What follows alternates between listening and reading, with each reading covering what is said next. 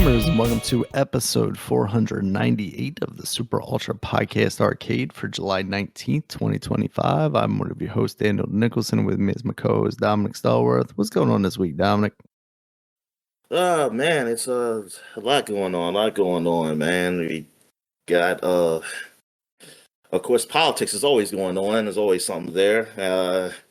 There's nothing there, Dominic. Everything, there's no reports. I don't know what you're talking about. It's made up. It's all fake. The Epstein files are done. And like people need to just let it go. He said that there's no list. There's no name. Look, this is it. This is all they got. So what are we talking about? But anyway, so and also CEOs getting caught in Coldplay with their yeah. Ridiculous. Like people say, I guess it was more panic because if anything, it's like, oh yeah, it's like you just act normal. It's like this isn't like televised. This is a concert, so they don't televise that. And if they do televise anything, it'll be the people on stage and like the front row. It's like, dude, just be normal. It's like maybe somebody might catch you there, maybe, and that's a maybe. Who knows? Like the only reason it's been done is because of social media. Man, that was funny though. That was it's funny. Crazy. I mean, it's. Did you see the Philadelphia Phillies parody of it? Yeah. With the Philly Fanatic and Philly Fanatic women. She's attractive though. I don't know, man. It's awakened something in me. Yeah, like literally though, like that moment could have happened, and if you didn't act just completely weird, you might have gotten caught. Yeah, maybe. Yeah, that's like it's like somebody had to work because somebody had to either work like not only work there but just know you or just know you. Exactly. Like say, hey, that's what we call it. Like I know his wife and said like that or something. Yeah, it had to be that, but no. You might not because nobody probably wasn't even there. Yeah, is you really caused a big stir, and it's like, darn. Yeah, you created an internet sensation. Like, yeah, I feel like even if that weren't like, I mean, obviously there's an added layer of it being an affair, and Chris Martin of Coldplay even pointing it out, like, oh, they're just they must be having an affair, but like.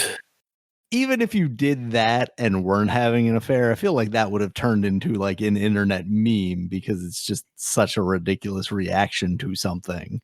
Yeah, exactly. That is the in real life equivalent to Homer disappearing into the bush. Yeah, exactly. Because it's like you literally just trying to stoop down. So let me. That's it. Maybe they won't. You left that poor woman there who's just hiding her face like. Two very different reactions to that. Yeah, it's crazy. Like I don't know. Like if I didn't because I would hear people talking, so I don't got a real thing of like, oh, did the company do anything to him for this or something? I don't. Company can't do anything to him. He's the CEO. And I guess it's a stronger board. When I saw the title, I thought it was saying he was an astronomer. And that's what I thought he. Good for him. It's like, oh, the astronomer's out there. He does it to his wife. He said, oh no, it's going to be like that astronaut lady who drove like so many miles to go get her husband. But nah, man, that is. I love all the funny stuff I saw on the Twitter. It's like, that was good. But let's get right into like sports. It's been a big week, like baseball. You had the All-Star game, Home Run Derby. I didn't watch any of that because no Orioles was in the Run Derby. I had one Oriole who did start an All-Star game, and O'Hearn, but I just didn't really care about watching it because I was like, man, my team's like when my team sucks. I don't care if we have an all-star. I mean, good for them. Good for them. Yeah. But it's just not the same. It's like, yeah. When you're not being represented, it feels kind of like I'm being left out here. Yeah, and so it was like, yeah. So he is he is representing Orioles, but yeah, you're not. Yeah, it's just that we should have more. It's like we've been had over the I was last gonna two say, but when years. it's just one guy, it's Yeah, it's like we had the last 2 years we had multiple people go, and it's supposed to be. And this year is supposed to be at least like I said, we know pitchers will be bad, but the bats should be great. yeah, So it's like we should have more. Like Holiday, I don't know if I would say he got hosed because I'm not comparing stats, but he was second in votes for second base. yeah, So, so technically, I would say, oh, he got hosed at least by stands. I said fans, these fans stands out of his. here. I keep calling Yeah, them. the fan by fans, but the coaches, I mean, the managers pick. I think is managers and stuff for the reserves, like the guys off the bench. So because even if the fans mostly vote for him, doesn't mean he's still the one of the second best. It was just a fan vote. So I don't know if he got host, but I really wanted him to go. Like, needs to be the second person to go and be his first one. The Orioles were doing great. If the Orioles was doing great, I think he probably would have been, and maybe probably would have been out there. Like the Orioles, man. Like, people are really questioning like the organization now. I mean, because it's like, did they just get lucky as far as getting prospects? But it seems like that's all we got, and we haven't really built on that. And then, like, one of our prospects, he came in and hit 3 home runs on us before the All-Star game. Stowers, who looked great on the Marlins, who is on the All-Star team. Um, Mhm. for the Marlins. Now, You people hate to say see like every team has an All Star that goes. So some people are just saying like, well, he's only going because every team needs an All Star. But I was like, but that means he's one of the best on that team then. right. And we had to let him go. Now, like people said, this is what I agree with is that if people say we should have kept him, it's like we gave up the wrong person, and that could be true. But like someone said, I don't think Styles would be doing as good as he is with us because I think Yeah. he got better because of their people got Mhm. him to be better. And like I don't think our batting coach or whatever, or coaches or whatever, are doing good with these guys because they said like with Jackson Holiday, he had to go to his father. His father told him to change some stuff up, and that's why he's hitting better this year. Oh damn. Um, Jeez. I mean, his father was a former player. Um, Sure, but yeah, still, yeah. it's like you got these Uh, professional guys that we're paying millions of dollars to, and yeah, and they're so failing the team. I mean, I don't. It just saying like the results is just that. Look, man, the bats should not have been a problem. All we should have been worried about is pitching.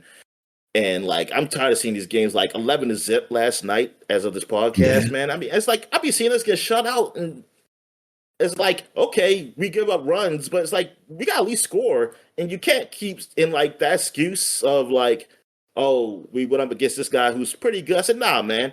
If you're a good batting team, like some of those guys who are pretty good, you still wobble. You still like, okay, yeah, you're all right. You got to be, let's say, sorry, you got to be like a 2 ERA or lower or something for me to be like, oh man, yeah. I said, nah, because I said I seen these guys get hit. I said, y'all just didn't hit them. Um, yeah, man, it's just it's a frustrating. Watch that team. Like, yeah, I don't think we're not going to playoffs. Like, yeah, like that. All that hope I had, like, was having a chance. It's just because then they get blown like this, and it's like okay, thanks for reminding me that this team is just not going to do it this year. Yeah. Yeah. So I'm curious who we're going to give up, who we're going to sell, and what we're going to get for them because the trade deadline is coming up. Mhm. So we'll see. And other news, not so good for, excuse me, Commanders. Well, we had some good news, but still bad news going on. Because, like I said, I don't really pay attention to all-season stuff that somebody really gets hurt. Or in this case, with Terry McLaurin, because I haven't been paying attention about him not being signed yet. I mean, not for this year, but for next year. And, like, they've been doing negotiations, but they haven't come to terms of what his contract should be. And while I think people are discussing like what he's asking for and whether they are even opting to give him, and he came out, he's not a guy who usually talks like that. Like he's supposed to be like a positive guy, and things, and really low key. Um, but I wouldn't say low key. He's just like really a positive dude. Like he's not a real talker or something. He doesn't Mhm. nothing bad, but with them or anything. But this time he came out and said like he feels like he's being disrespected by the organization. It's like all I did Wow. for this, and they offered this to me and stuff like that. And yeah, I understand. Like it's not the pay is not about what you did, but what you going to do. And I see a lot of people just say that. Um, and they compare it to the current receivers of like of what their pay is, and like, and just like somebody said, I think it's more of timing because they say like, man, he wants this buddy, but that's too close to like either this guy or more than a guy who people might feel better. But I think it's based on the timing of what the market is now, or like for those players and stuff. Like, Right. where's the because yeah, they got their contracts before. Like, what is now? Now it's up. Like salary cap's about to go up and stuff like that. So yeah, people are going to get paid more. It's just the timing of when he came in. Now he gets paid. He might should get paid, but I don't know. But he like what's exactly he's asking for. But that he should probably get paid this. And like I don't care at this point because I think they kind of compare it to I forgot what the top receiver. Let me see what the top receiver is. Like what's their contract? Uh, top receiving contract.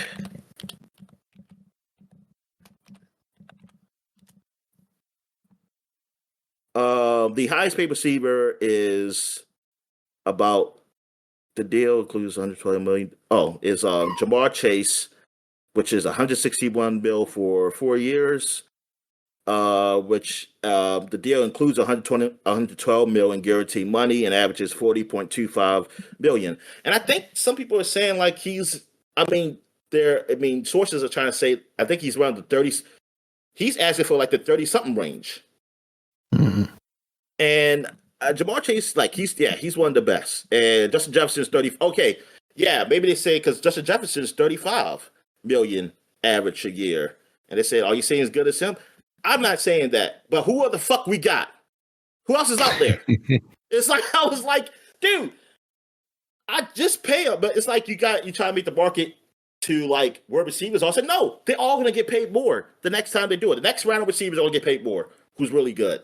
So right now, he's the best. He's done well against shitty ass quarterbacks. That's another thing too. To say that he's getting older, so he's gonna get you go down. But I was like, do we really know that? Because to me, we might have not seen his ceiling yet because he's been with bad quarterbacks most of his career. That for him to get those yards, just think if he had Jane Daniels when he first started, maybe he would be getting numbers compared to like these guys. you know, I mean, the guy had over 1,000 yards almost every year. I mean, or I think maybe every year. I don't remember, but like, and I just think like, damn, we had some of the worst receivers. Yeah. And I mean, I said receivers. I'm sorry, quarterbacks. We had some of the worst quarterbacks that should throw to him. And so like for him to do that, well, I'm like, I'm sorry, like unless he is asking for 40 million a year, which I just highly doubt that's it. Um, like I don't care. I don't care if it's 33, like close to Justin Jefferson. I don't care. I don't care if it's 35 mil, like Justin Jefferson. I'm like, dude, 4 years. It's like, yo, dude, pay him.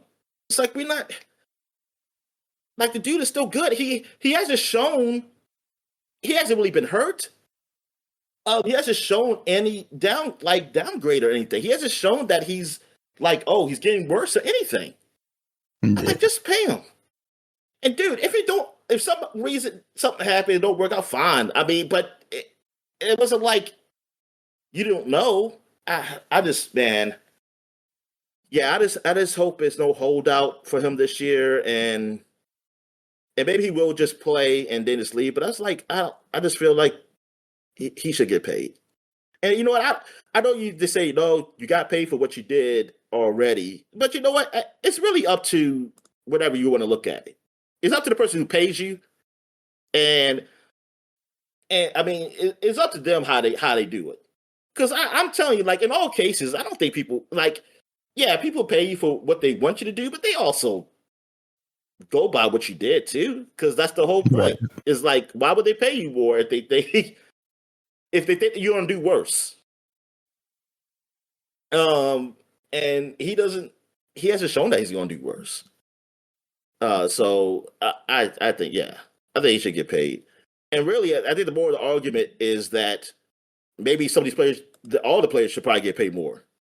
Like, yeah, I Yeah. mean, maybe that's really the fucking argument. Is really the salary cap is really preventing these guys from getting more than maybe they should, because because this is that really just works out more for the owners. I mean, even though it works for us as viewers, because it keeps competition within the league mostly, unless you have a bad organization like we have for years, and or like the Cleveland Browns had and still have apparently, and other teams like they do something like let's say they're a bad organization, like you have a chance. You have a chance. Mhm. Because nobody can really pay for the best players. Not they can't do like the Dodgers do. Um, but yeah, man, it's yeah, that sucks. But I know we did pick up Von Miller, who is like one of the best defensive guys. Well, he was one of the best. He's older now, but for the amount they got for him is pretty good. And like he's still all right. He's still an all right guy, you know, to bring in and things of that nature. And they didn't get, and we just needed some more bodies on the line. So that's good. I think he was with the, I think he's with the Bills. Yeah, he was with the Bills last. Um, but yeah, I mean, he did get, I forgot how many sacks he got, but he still get to the quarterback. I mean, he just on the later end, and we're paying him like that. So it's like, yeah, that's fine. To have a veteran guy out there, and then also see what we have going on now. Other than that, man, I think that's it. So any wrestling news? Yeah. Big weekend of wrestling last weekend. There was the AEW pay per view. There was also a WWE Saturday Night main event where Goldberg had his last match. I still haven't seen that show. I've watched part of the AEW show now, and I've watched the Evolution, the all women's pay per view that WWE had on Sunday night. They also had a NXT pay per view that happened, I think, early Saturday. They were trying to counter program AEW hard. This being AEW's like basically their WrestleMania because it's a stadium show. Um, but Evolution was very good. The main event, specifically Rhea Ripley versus Io Sky for the women's title on Raw, which ended up with Naomi actually cashing in and winning the championship there. So that was kind of crazy. A little disappointing not having like a straight up and down finish to a match that was incredible, but I didn't necessarily want Io Sky to lose there. And if she's gonna lose, having Naomi cash in on her like that, I think is appropriate. It also skyrockets Naomi to the top of the women's division on Raw, which also potentially gets her away from Jade, which has been their feud. They also had a match where Jade actually beat her earlier in the night in a street fight. And I would not be surprised if we come out of SummerSlam with her as the champion on Raw and Jade as the champion on SmackDown. And that would be pretty crazy. I mean, especially for Jade coming in out of AEW, where she really came in pretty green, not really knowing, not being the greatest in the ring, but they did a pretty good job of hiding that because most of her matches were like squash matches. Um, and then by the end of her run in AEW, she was actually doing really good work. And then she came into WWE and they kind of treated her like, oh no, she doesn't really know how to wrestle. So we're, putting her with our best behind the scenes to get her into ring shape, and then they put her in the tag team with Bianca Belair, and that worked out well. And now she is performing at a pretty high level. So for her to kind of make that jump and them treat her like the star that she absolutely looks like, and now can also perform like it. I think that'll be pretty awesome. The Tiffany Stratton championship run is getting kind of long in the tooth. She had a match against Trish Stratus, which was pretty good. I mean, especially with Trish Stratus, being on the older side of things now and not really wrestling that frequently. I think that was a really fun match. But I think it would do everybody some good to get that title off of Tiffany for a little bit and keep moving on with stuff there. It seems like they're pivoting Asuka and Kyrie back into the tag team scene, and maybe they'll actually flesh that out a little bit more. That's definitely been a struggle for WWE as of late. All of the tag teams really, but even more so the women's tag team division, which is really sad considering the state of the men's tag team division there. But to jump off of that, jump into the AEW stuff. Again, I've only seen about half of the show, and it was, the beginning of the half, so it hasn't even been like the main event matches yet. But the last one I think I saw before I turned it off and haven't gotten back to it yet was the Swerve Strickland and Will Ospreay versus the Young Bucks match. This is the one where if the Young Bucks lose, they lose their executive vice president titles. Not actual physical titles, but they're on the job titles. And apparently I didn't realize this, but it did in fact mean that Swerve and Ospreay would then become new EVPs, basically taking their spot.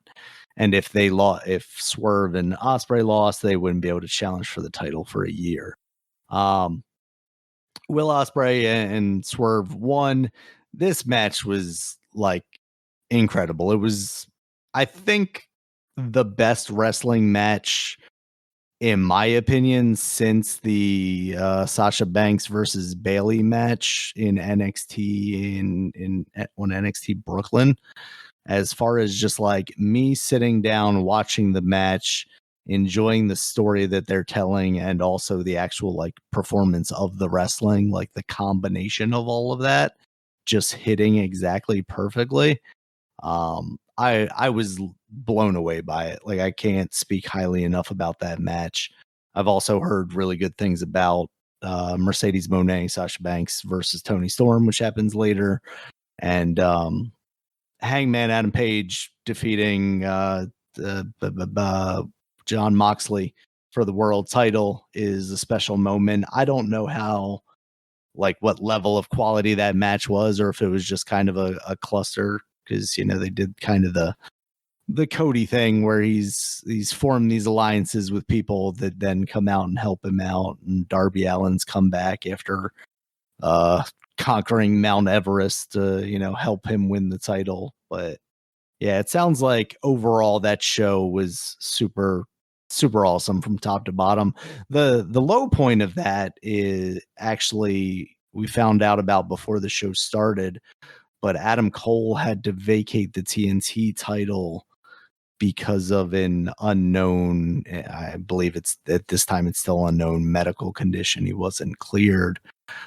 He had previously had concussion issues, and he basically came out before the match and said, I don't want to talk about retirement yet because I'm not in the right headspace for that.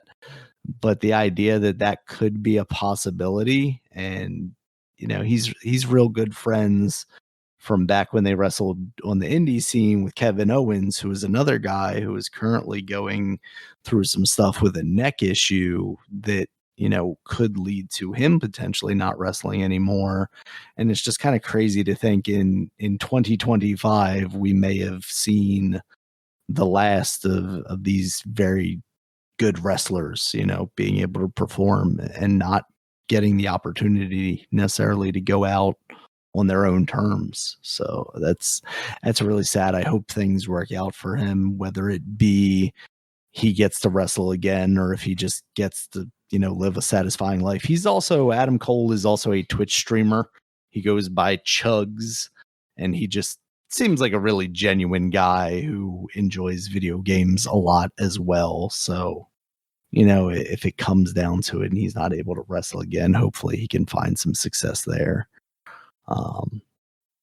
But yeah, it's kind of a crazy thing, especially since coming to AEW. It's kind of been just I don't know. I don't know how to describe it. It's just been awful for him, basically. He came in, he had issues with concussions. He came back, he broke his ankle and was gone for quite a while. And now for this to happen again, it's really unfortunate, especially after such highs that he had in NXT. But not to bring that down, but AEW All In, fantastic show so far. Excited to be able to finish that out at some point in the future. And Goldberg is apparently not happy with what they did to him. He's already hitting the podcast circuit, and he's not going too hard on him yet, because it sounds like maybe he's got like a non-disparagement clause, but it sounds like maybe at the end of the month his contract with them runs out, and then he can spill all the beans, Dominic. He also has advised his son not to work with the WWE until they pony up some more cash. I saw a lot of people comparing him to Deion Sanders. Oh, really? Oh, darn. Okay. Yeah. But all right. Yeah. Oh yeah, I was looking at an article on Terry McLaurin. It looks like it's like they almost lowballed him. Maybe that's why he said that. Oh man. And I think people are saying Terry at least 33 million or something. I don't know if it's 35 mil. I don't know if it's that much, but maybe it's 33 mil a year. And I think that's a good price for him, 33. And the rumor is that they said 28 mil, and they wouldn't even do 30 mil. And that's what somebody says. If you could do 28 mil, you could do 30, at least 30 mil. And, I think he's around that range, maybe 30 mil. If I'm comparing to these other receivers, because like I said, it's that he's just showing any decline, no decline at all. And you want to go at statistics like, oh, he's 30, so there could be decline there. There are players who play right at 30, and like I said, I have no reason to think otherwise, that this will happen, because he hasn't done it with these awful quarterbacks we had. So he's looked really good, and so I just think you should pay him. Unless he was getting one of those other guys, like a top guy or something, then I don't see. I would pay him, because I'm like, dude, we don't have any other receivers. we got Deebo Samuels now, but with him, I don't know about his injuries, because he's a little injury prone, but he's great when he's playing. But I just feel like I'll just pay him. All right, let's get to what we've been watching. So, I finished off Duster, and unfortunately, but I'll look to see when season 2 come out, and they is canceled. So yeah, and I saw people on a Reddit forum, they were just pissed. They were like, God damn, I'm tired of just getting attached to these shows, and y'all just cancel them like HBO Max. And somebody said that they spend all the budget because they spent too much money to change it back to HBO Max, so they couldn't afford to get Duster another season. But that was a joke. I don't think that's the reason. But anyway, they it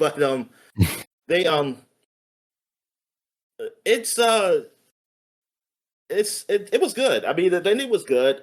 And it was okay. I didn't dislike it.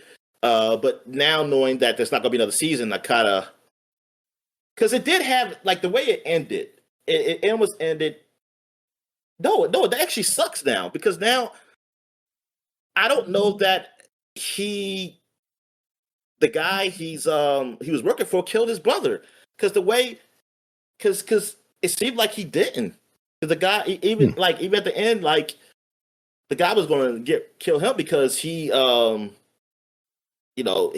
was a Darren informant basically, but it actually turns out, but he did, yeah, like the guy said, he said, I understand why like the girl was coming after him, the FBI agent, because I killed her father. He understand, and he did.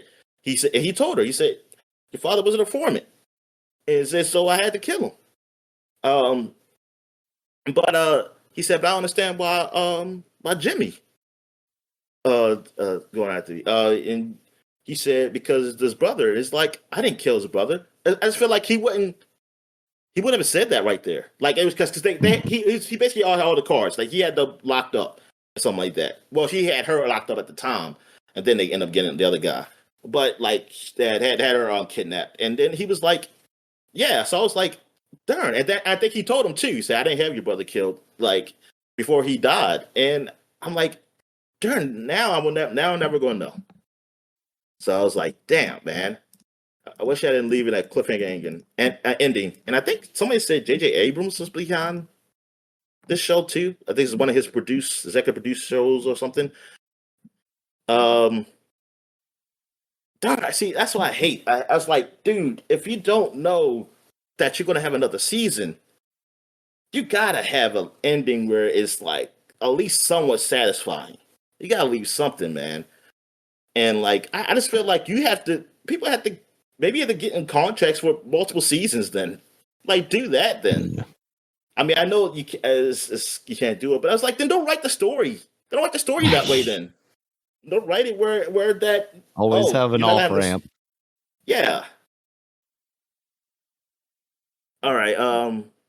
What else have I watched? I was looking at because the Disney Plus have these animated series that come up like to tell different stories around the Star Wars universe. Like I think the first one was Tales of the Jedi. Then it was something of the Sith. I guess it's Tales of the Sith. I don't know. And then they have the recent one, which is like it deals with other stuff of Star Wars. I forgot the titles, but I never did watch them. I never watched them, and I just ended up forgetting about it. And I remember them because of the latest one that had came out, and then I even thought it was two. I thought it was just Tales of the Sith and Tales of this. And I was thinking like, oh, I guess it's all just about bad guys. And but then I was like, oh, there is a Tales of the Jedi, and that was the first one. And like the first episode dealt with what's her name? Ahsoka, like her when she was a baby or whatever. Like they have a little story with her. And what I really like is when they had the story about Dooku, like when he was younger. And when he was like with Qui-Gon when he was younger, and up to the point of where you saw him really turn to the dark side. And now I know why we don't see that lady Yoda anymore. Oh no. Yeah, I learned that. And I was like, oh, look at her. That's the lady Yoda. Brought her back just to kill her off, huh, Dominic? It's rough. So now, that's what people ask, like, hey, why I don't see her in episode 2 or like 3? What happened to that lady Yoda? But yeah, now you see why. And but yeah, I see how Dooku becomes, and that was all right. It was all right. Even though I still have questions. Of like, yeah, like because and look, the Jedi were wrong. I mean, they were wrong in the sense that they weren't open-minded. Like they were too close-minded to their ways that prevent things from happening. And I get the frustration with that, but why turn to the dark side though? Why just be like, yeah, I know the dark side is bad too though. It's like, so I'm just gonna do things like my way, but I ain't necessarily gonna be evil. You know, I don't, and I mean, I see what Star Wars trying to do to try and make it like, yeah, he doesn't see himself as evil either. But thing is, the way they make the dark side, the way you think dark side is really created, like as like George Lucas did it, he made it black and white. Like it was basically black and white. Like Like they do like, I'm an evil guy, and there needs to be order. There needs to be order, and to bring order, you have to be firm and force these guys to do what you want to do. Mm. And also, but that's the thing. It's like I always find funny when people say bring order. It's okay, fine. You want to bring people to order to believe what you want to believe, and of course you're going to be against the guys who don't, and you either kill them or do stuff with them. But why do you still have these slave camps? Why do you still have slave camps now? Like, but that doesn't make any sense. It's like, right? Why you just why can't everybody be equal without having like these other destitute places? Like, I get locking up people who like do something wrong, but why you have to be like, oh, these people, they're helping to build this spaceship for me, and I have to force them to. It's like, why can't you just get workers and pay them? And it's like, and plus, then it's like, I don't know. It's like, come on, you know it's wrong. And then so anybody who joins you, that's what I find funny. Like Dooku, yeah, he goes to join you, and then all this. I don't know, man. I never get that. It's like, yeah, you go from the Jedi. You say you're frustrated with how they like not doing the right thing. Like they keep themselves from going further to help do the right thing. But then you just go to a guy who, do you see all the things he does wrong? I'm like, come on, man. So that's not wrong what he's doing? I said, I don't know. It's like I need something more than that, or I need you to be just surface level like it used to be, where it's like, yo, I'm just a bad dude. I just like telling people what to do and killing people and seeing people suffer. It gives me happiness doing that. Yeah, but I mean, I did like those stories. I didn't finish the season yet. I don't know how many episodes it is, but yeah, and they're like quick. They're not like 30 minutes or anything. I think they're like maybe at the most 15 at the most. I think they're like around that. Yeah. So yeah, they're like short stories. They kind of remind me of the Star being the Marvel one, where was the one The What If going to series. the What If series, something like like that. Like it's not a set time to the episodes or anything. It's just what it is. Probably not as long though. All right. I think that's it. Yeah. So I guess we could talk about the Mortal Kombat 2 trailer, which, man, because I had just woke up and I saw a tweet saying, like, showing, like, well, no, I think I was going to sleep and I saw something that said Mortal Kombat 2 trailer coming on in the morning, something like that. And for some reason, I thought they were talking about the game.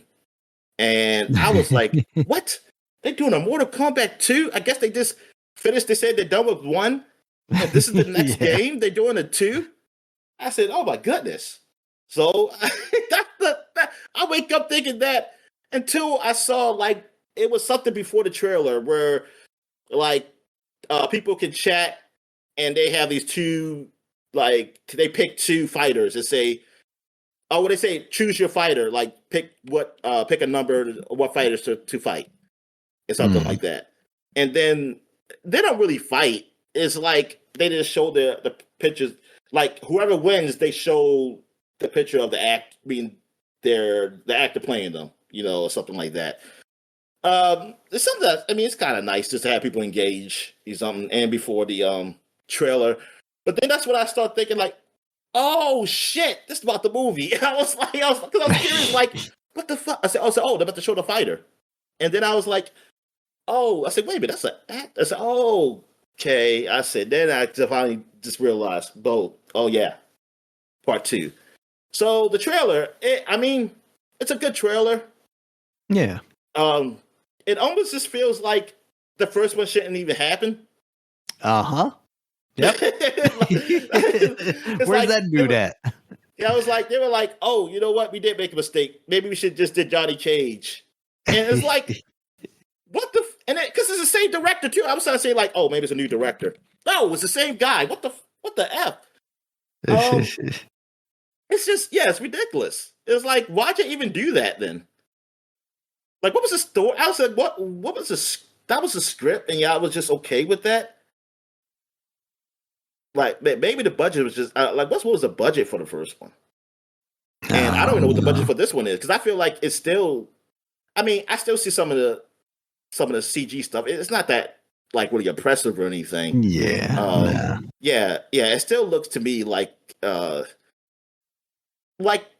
the first one, but like better than like more than the first one, but not on the level of these top action movies, which I feel like it could be. It's like why why not? But I know you want. I guess you want to keep it cheap, but I hope it's cheap and good though. That's what I'm saying. If you're going to keep it like looking still like on a little cheaper side of things, I hope it's just like then that's why I say like I hope writing is good and acting is good because then that makes up for Yeah. that. I don't need it to be that. I mean, yeah, that'll be like the old ways of doing things.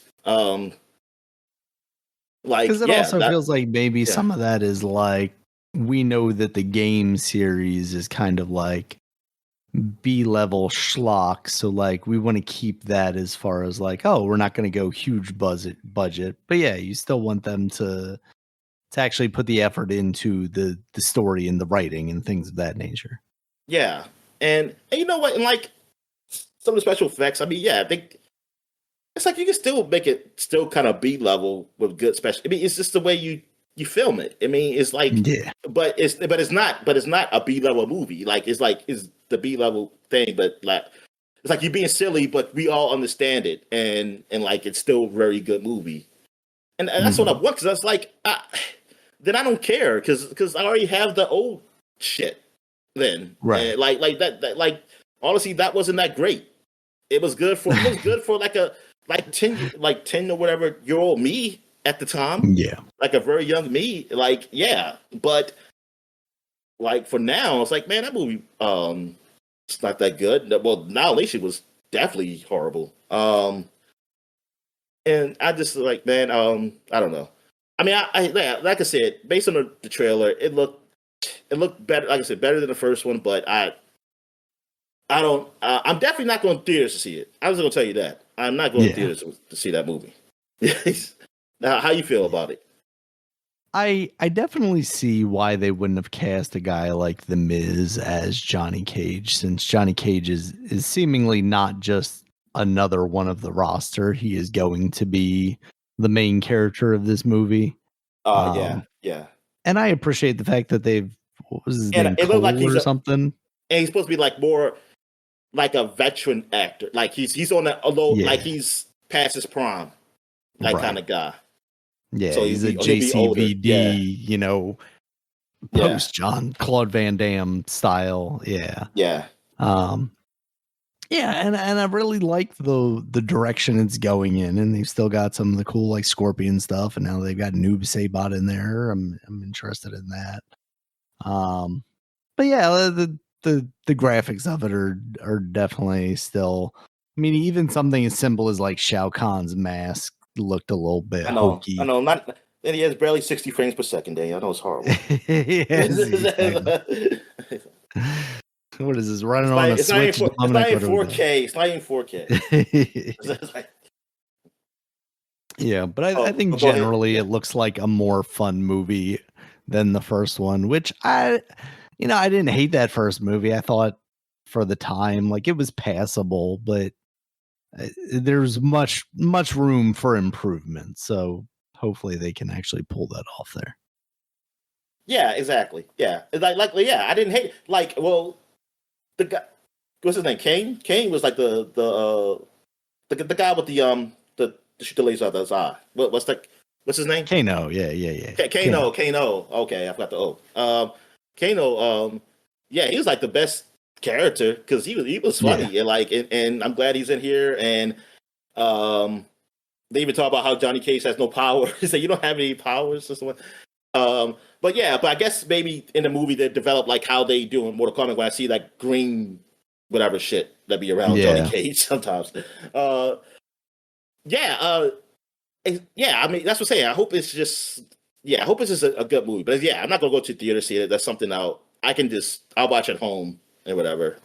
Maybe that's what that first For it. movie was about. It was about setting the stage for Johnny Cage to get his powers. Because it's like, oh, this normal human can develop like rock hard skin or something like that. And it'll be like, oh, we'll see how Johnny Cage will develop his green aura and his projectile thing that he shoots at people.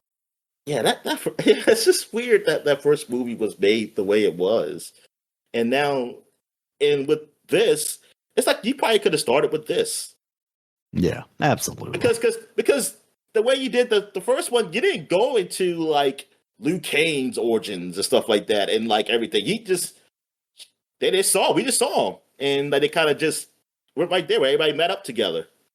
It was like it's so weird. All right, so I guess we get to what we've been playing. So who goes first? I can go first because All right. I played these two things, but I didn't get much time to play either one. Tony Hawk, I am still playing that game. I started out some of Tony Hawk Pro Skater 4.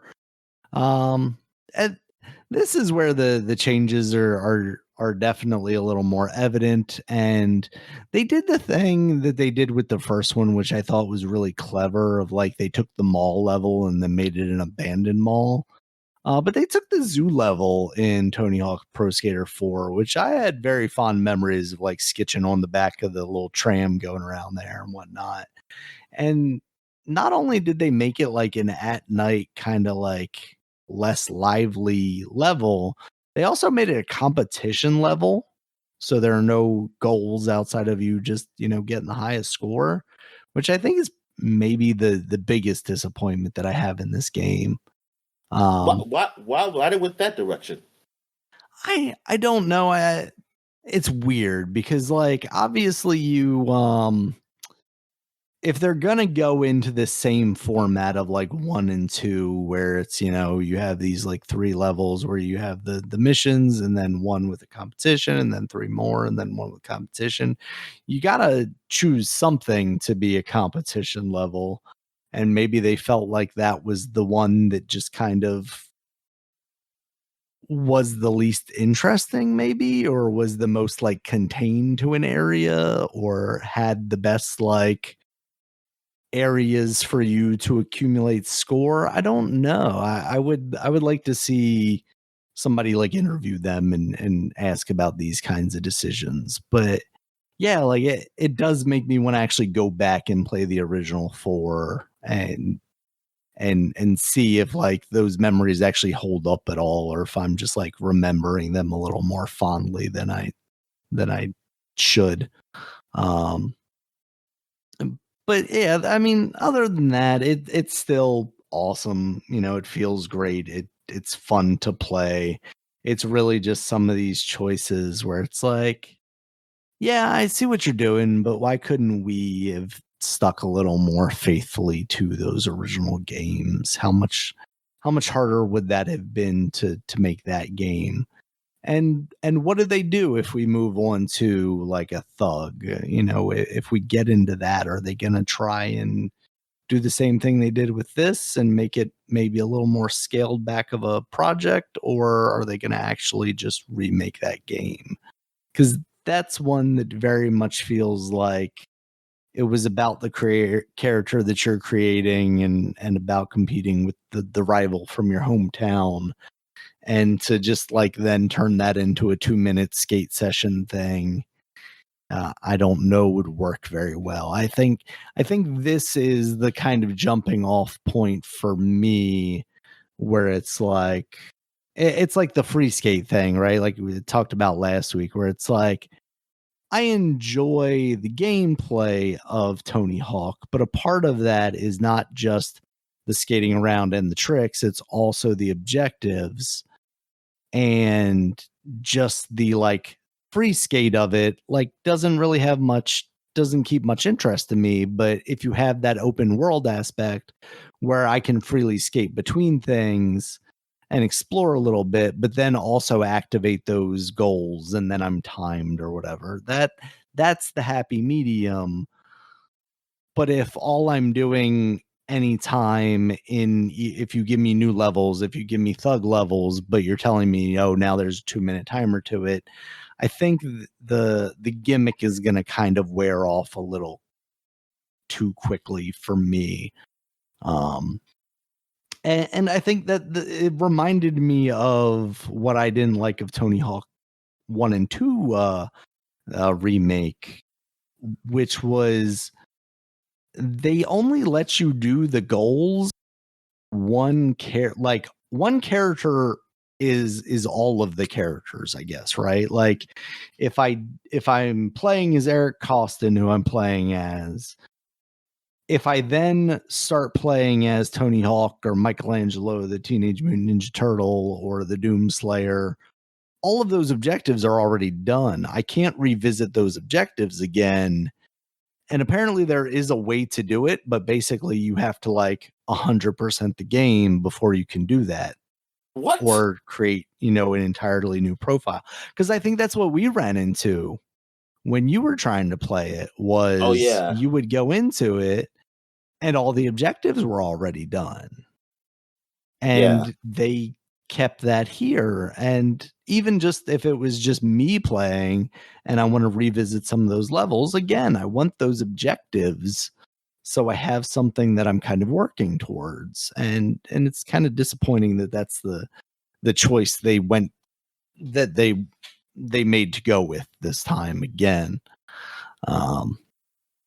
So yeah, it's kind of a mixed bag. I'm still having a lot of fun when I'm playing it. But there are some creative decisions that I'm kind of bumping my head up against a little bit. I also got Donkey Kong Bananza for the Nintendo Switch 2.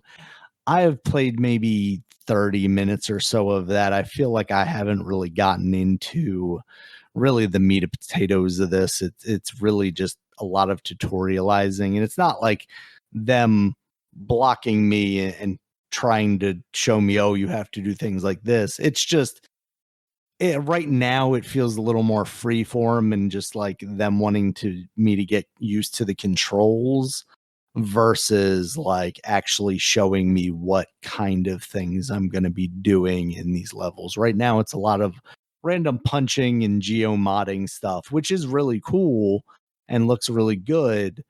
But so far I'm not feeling like the 10 out of 10s that everybody's giving it. I'm seeing the gameplay. I'm not seeing the game directive so far. But again, I'm so early in that I'm not making a judgment call there at all. Yeah. The controls take a little getting used to because they have the jump on the A button, and I would expect it to be on the B button. But the B is the pound down, and the Y is the pound up, and then where the X is the pound up, and then the Y is the punch forward. So like I get what they're doing, it's the up and the down, and the forward, and the jump is kind of also a forward. So I get why they put them there, but I do find myself pressing B sometimes when I'm intending to jump. But yeah, I really can't say much more than that. It looks good so far. I know there's been some complaints about the performance. It hasn't really, glared out to me at all yet if I am experiencing that stuff. But I also might be just, so early in the game that I'm not running up against a lot of things happening at once yet where it might actually choke on that stuff. It is disappointing to hear that though, especially, coming off the Switch, and that being kind of the biggest reason I've wanted to switch to is to see improvements in the performance of games. Is it really that bad? I mean, not bad, but like for the way that people are talking about it is like almost like if it was on the Switch, like it was made for the Switch, it will have those same problems. Like, Yeah. like not yet. That's what I mean. Is that what you're hearing? Because I mean, the only thing I only seen a little bit of people talking about it, and most people were just really great, and they would boo-hoo you. They'd be like, "Oh, here we are." People, it's like, say, "Here comes the comments of people just talking about performance, man, not having fun, blah blah blah." Yeah. I think it's from what I've seen, it's not like it's going down to intolerable, performance. It's dropping Yeah. down to 30. But as someone who, even though I'm not like a huge like frame rate guy, having like my Zelda experience kind of negatively affected by that stuff. if it's noticeable, I'm going to be disappointed. If it's not, I'm going to be perfectly content and not worry about what the numbers mean. I'm not going to have a I frame rate feel like counter because running in the I feel corner. like we're at a point where, especially with consoles, like games that was made for a specific console, where you have like a whole bunch of stuff happen and then some slowdown happen. I feel like we're past that point because it's like I get that happening if I'm on a PC and like it's not optimized because of the whatever drivers or like GPU I have or whatever like that. But on the console, it's like, hey, you made it for this console, and especially your first party. It's like Yeah. you got to fix that. Then it's Right. better where that doesn't happen, and it's like that shouldn't happen anymore.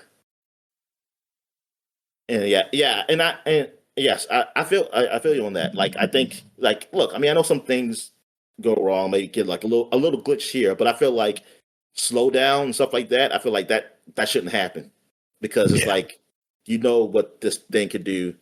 So build the game around that, and if you feel like you want to do something more, it's like well you can't unless you tell them to go make another console or something. But it's like nah, it's like yeah, we should be past that now. With those console games, yeah, especially for the ones that's first Absolutely. party. Um, Yeah. all right. So I guess we'll get some more Donkey Kong from you then next week. Yeah. But yeah. So what I've been playing. So I said did I mentioned last week I was playing Diablo 1 and like I was saying like it's the Dark Souls of the Diablo series or something like that. But it is tough. But I did beat it and uh I cheated. I cheated. So that's one reason Okay. I beat it because I was it's going there's to no say, way in what's the hell. length on that kind of game? Yeah, because there ain't no way in hell I was going to like spend that many hours like like doing inventory and stuff and keep leaving like the dungeon to go heal. It's like oh shit, or like I got too much have too like your my satchel was full or whatever the hell you put your stuff at. But yeah, so I didn't feel like keep going through all that stuff. Well, I still had to go through that stuff, but I just made it so that I could walk faster. I got to see if I could walk faster, and that definitely Mhm. helped. Because I'll walk away, I'll hit them, and then I'll walk away, and then if I'm like hurt, like if I hurt, I can get away or use a portal or whatever. And it's got to make sure I had enough money. I still have to do that stuff. So it's still enough things I have to do. And I was still I could still die and it was like very hard. But I but leveling up like it was a little easier because I was like fighting guys who I probably shouldn't be fighting, but since they couldn't really get a good hit on me, like I would just be save scumming like crazy.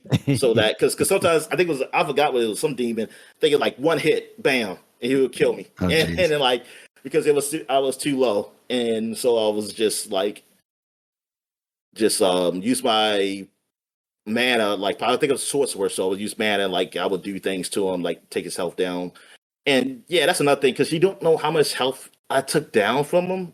There's really no indicator, so because one guy was taking forever, and I was like, Jesus Christ! I said, well, when does this die? And like, first of all, I didn't know it was a glitch or not, and I was like, did I glitch the game that he's invincible too? What's going on? And then he finally did die. It's like, oh, he was just freaking like crazy HP.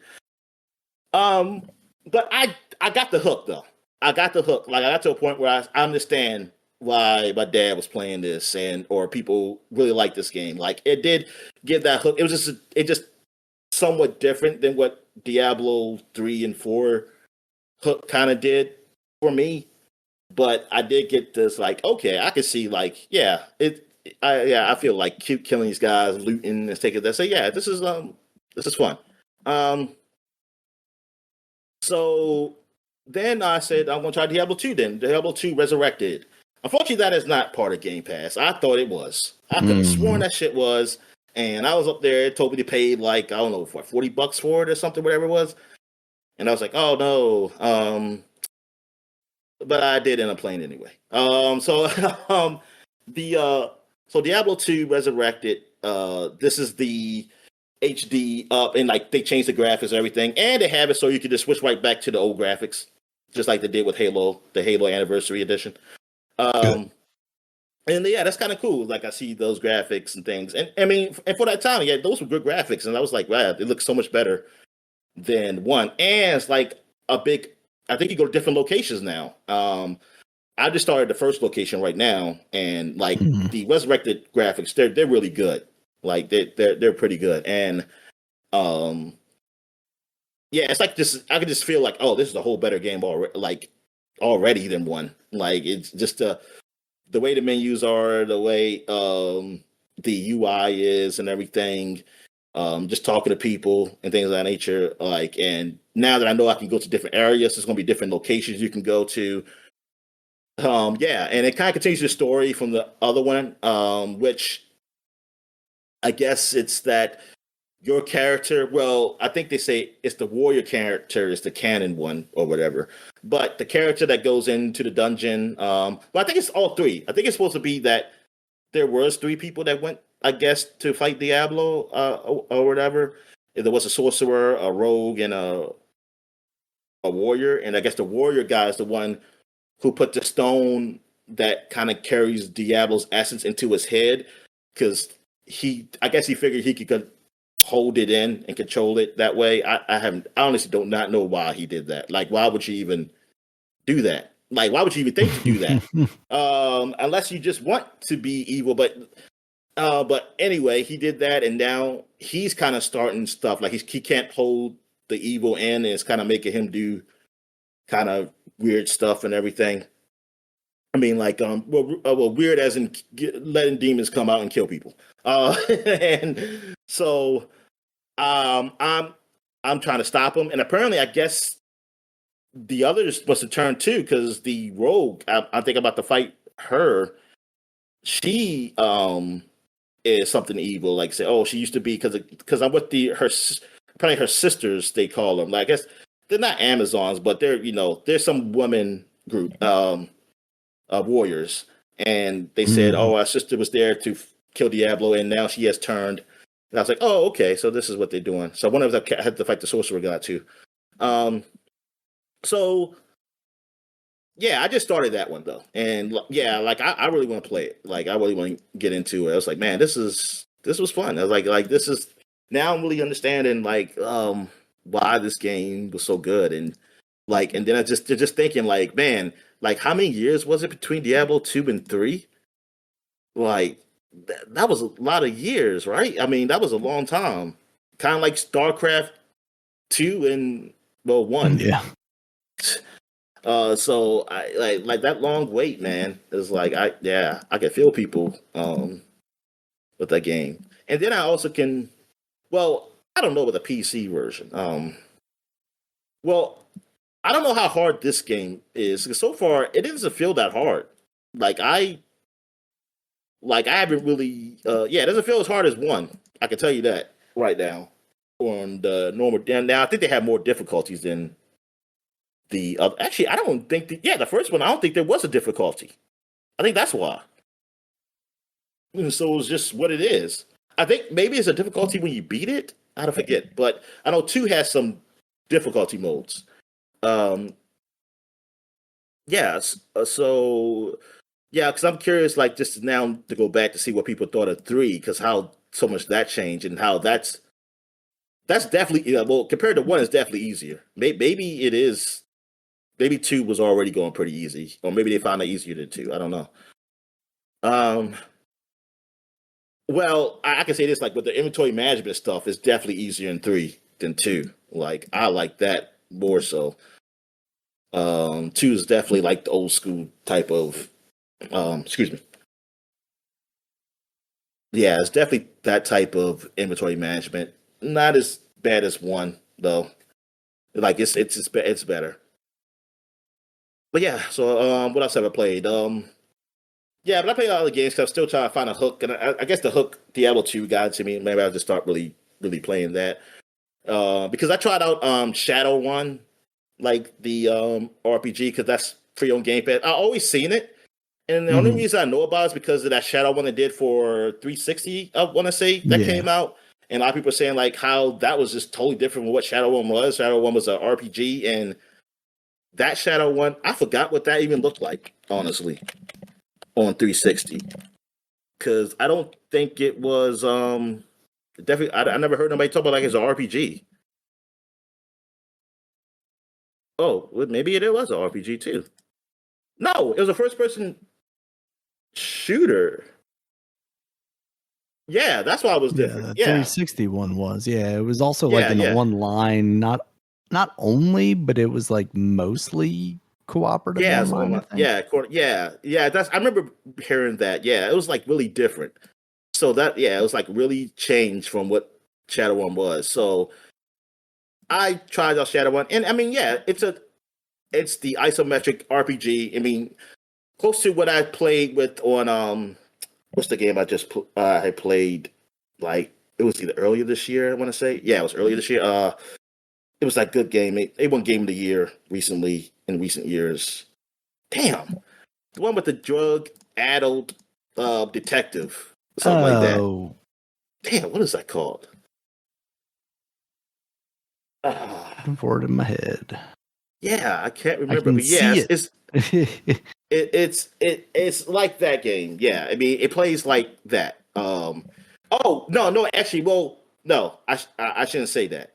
I shouldn't say it plays like that. It's like the RPG elements seem that way, like when you're talking to people and things of that nature. But really, when you start in a fight, it's like XCOM. Yeah, it's just like XCOM when you Disco start Elysium, that's the what it fight. is. Yeah, Disco Elysium. Yeah, yeah. So in like Shadow One is like XCOM when you start fighting. And while in that game you don't really fight, everything's by reading and choosing. Like what is that's what that game's based on.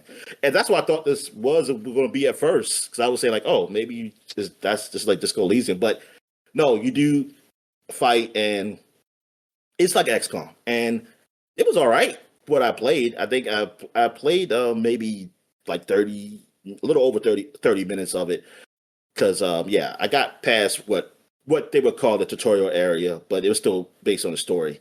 And I know the story is that your friend, well, a guy you worked with, died, and he left like a death message basically, and he said that he got money stashed for you, but the only way it will unlock is that you have to find out who killed him, because I guess he knew that somebody he's gonna end up dying that way.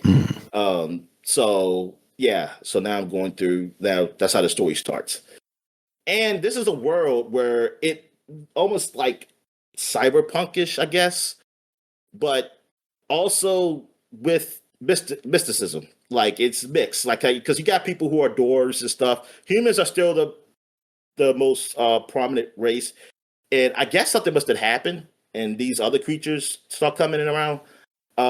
So you got dwarves, orcs, trolls, elves. I think that's what the races. So you got those races, and magic and stuff is around too, and everything. But also like normal guns and stuff like that. So it's just yeah. So I don't know what the hell happened, but so we open borders to dimensions, dang. That's what happened. We open borders. We didn't Oh close those borders. no. That's it. They close those borders, man. Who They would have port the known things would go so poorly for port us? those fairy tale creatures, whatever the hell you want to call them. That's um but yeah, so that's that game. And I played some more Outer Worlds. I'm still on the first big location you get on when you leave the planet, which is damn, what is that place called? Stormbreaker, I think it's called, or something. Or I forgot what the place is called. But it's like, yeah, it's like a big it's like a huge spaceport, basically. And man, that game is funny. Like I because I mean, if you know Outer Worlds, it deals with like joking on capitalism and things of that nature. It does, like, it makes fun of it and things like because these people are all like, if they were a corporation, they will speak on it as it's the greatest thing ever. Like they'll make sure to say all nice things because they're supposed to say it. And it's like, even if the other, nobody's listening, sometimes they still try to talk that corp speak. and and like I was talking to a guy, he was inside a contract where he can't take off his moon head. Like he has a that you seen if you seen the game, it's that big I mascot, was moon gonna say, mascot. is that his deal? He's the mascot of a space corp. That's the mascot. That is the mascot. But he's just a guy he works at one of their stalls and he has the head on. And I had read like one of his emails somewhere because he forgot to lock it out of the phone machine or whatever they use to talk to people. And it said how like he was upset that I said, look, man, I said I done all this for this company, like to train to be in this company, and now I'm stuck doing this. And I can't even take this off when I sleep. It's like you signed the contract. You say you signed the contract. So when I went there, like he's all saying, just talking like, oh, like how, like, hey, buy our lovely products and blah blah blah. But then I keep trying to ask questions like, hey, are you okay? Something like that. He said, oh yeah. And then once I said, oh, you left your email. I mean, you left your line open or on the phone there. He's like, oh shit. He's like, oh no. I say, oh, I meant to do that. It's okay. I have nothing to hide. He's like, that's how we are at Space Corp. It's like he always says some type of slogan. It is so funny. Then one time I bought the head and like and I put it on. And when I was saying, I said, what if they'll let me? He'll recognize, like they actually recognize, like I have the head on. So when I went to talk to him, it did have a thing on the bottom where you can choose what to say. It says like, "Hey, I have one too," or something like that. I was like, "I got it on too." And then when you say that to him, he says, "They got to you too."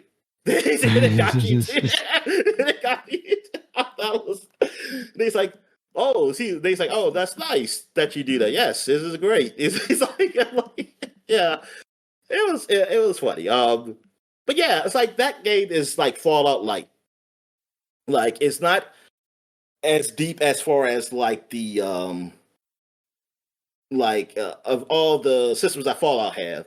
Um, it does have a slowdown. I forgot what they call it. It's something because I just came out the pod, so I was like, oh, you got that going for you. And it does have I mean the inventory management is simpler than what Fallout is. It's like everything of Fallout, but in a simple way, in like a more simpler way. And it's like you can't just go and now in the Fallout games, like you can just go and hit anything, and pick up anything and hit anything. You can't do that in this game. You can pick a lot of stuff, but you can't just go beat up anything or anything like that. And which is fine. It's fine. And like I said, I like this game because it was a shorter game than like the Fallout games, but it was short in a way that you weren't dissatisfied. Like it was like, hey, it was a nice RPG, but it didn't last freaking forever. And they do a good job what they have, like what they show in here, man. Like it is great. And like this time I'm kind of playing with like all my cheats on. I didn't really do that last time. Like I'm kind of sneaking around because I'm just stealing anything now because there's no like, oh, it's ain't like you're a bad guy or something like that. You're only bad if you get caught, so that's what it is. It's not no system. It's not no morale system or anything in here. Yeah. But yeah, the game is good. Like I really enjoy the game. I mean, but I do want to kind of play like as dialogue choices. I kind of want to play like do it differently than I did before. But as I'm playing, I always feel bad because I was like, I don't want to like hurt these guys, so something like that. It's like darn. I kind of want to do another play, like just do another save or something, and where I'm just gonna be an asshole to everybody. Yeah. Let me see. What else did I play? I'll play some more Ace Investigations, which is the Miles Edgeworth game. I am on the second to last case. It's kind of dealing with a case that his father worked on and his adoptive father, the guy who actually killed his father. And like that, yeah, the story's intriguing. Like I want to know like where this goes, and because I totally forgot. Even though I played this, I don't remember much of Edgeworth like 2. So like some things I see I recognize, I like say, oh, okay, I do kind of recognize this, but I don't know it. Like I don't really, remember everything. So it's kind of just new to me. I wish they had a switch thing though, where they could kind of easily just switch. They do have it, you can, but I think I have to get out the menu, or maybe at least in the other game had to get out the menu. No, I think this is the only game that did it. I don't think yeah, because I don't think Apollo had that. Uh, but yeah, I know you can switch like to the digital form. Is like, oh, I think maybe you can't switch the whole game to it, but you can switch the character. I think that's what it is. The character to look like what it was on the DS. So it looks weird. Uh, I'm not sure. I can't remember, but I didn't seem like it was easy. I wasn't. I know it wasn't an easy like one button switch or something like that, which I wish Yeah. you could do. What else is there? Well, I played some more of the Eternal Die, and there's really not much to talk there. Like, because this is when I was just trying games out because I was trying to find something to grab me. Neon Abyss 2 has come in early access, and so because I was still really thinking about getting it, but then I saw it's early access. I said I'll just wait, and I played some like I was playing some more Neon Abyss, and I wanted to play with like some of the new characters they had. I just never got the DLC, so I picked it up and they access on cheap somewhere, and I played with this I guess samurai girl or something like and it's crazy because like when she can switch between her gun and a sword, and the sword really lets her really jump high. Well, the attack it jumps the character really high, so I can definitely do a whole lot more than the regular characters that you usually have. But yeah, I mean, like she's really good. It's almost like a little easier, like with her. Um, but it's also a change of pace. And Mecha Breakers I played like weeks ago, like when it first came out. I forgot to mention it on Game Pass, and like okay, so it is like Xenogears or I said Xenogears. I'm sorry. It's like Gundam. Xenogears War RPG. It's like you're the Gundam or something, and you're yeah, you don't get out your mech. You're just in the mech, and then you battling goals. Like you're on a team, and you have your goals of like maybe control a point or something like that, and fighting other guys who are doing it. And it was it's just really get crazy, man. It's like I wouldn't say it's really too difficult. Like I seemed like I was doing okay, even though I mean seemed like they were getting me down out of my shell because like you have like this big shell like all your guns, but then when you they can then when it's almost like a shield, and then when that gets knocked out, you look like still in a robot suit, but it's like more like not as tough, like but it's faster. You're fast, so that I guess is your way to get away, and you can still attack them. You can still attack people and stuff, but thing is you're more Mm. vulnerable too, like your health. So like yeah, I didn't really like I would use my shell a lot, but I wouldn't die. But I had a hard. It's like really getting the controls was kind of a little difficult. But I just knew it wasn't the game for me because I was like, oh okay, this is not it. Like I don't want to do a whole lot of verses. I mean, I'm glad it's not about killing the other guy, but also, but really, like the gameplay is actually all right. It's a free to play game, man. It's like the menu system and trying to like, oh, now I want to upgrade this. I don't want to go through all that shit. Like I hate going through that stuff like that. And I like that stuff like simplified, like a normal regular video game. And yeah, that free to play stuff, like I just don't feel like dealing with, man. And I mean, it's probably fun. I mean, I think some people say they have fun with it and stuff like that. And like the gameplay, like I said, is all right. I just wish it was like a normal game. Uh, but that's the closest thing. Well, it's not even close to like Titanfall. It's not a first person shooter. Yeah, like it's action. It's action robot game. Yeah. Uh, and I think that's it. Yeah, that's it. So I guess we'll take a quick break where we get to the flashback segment.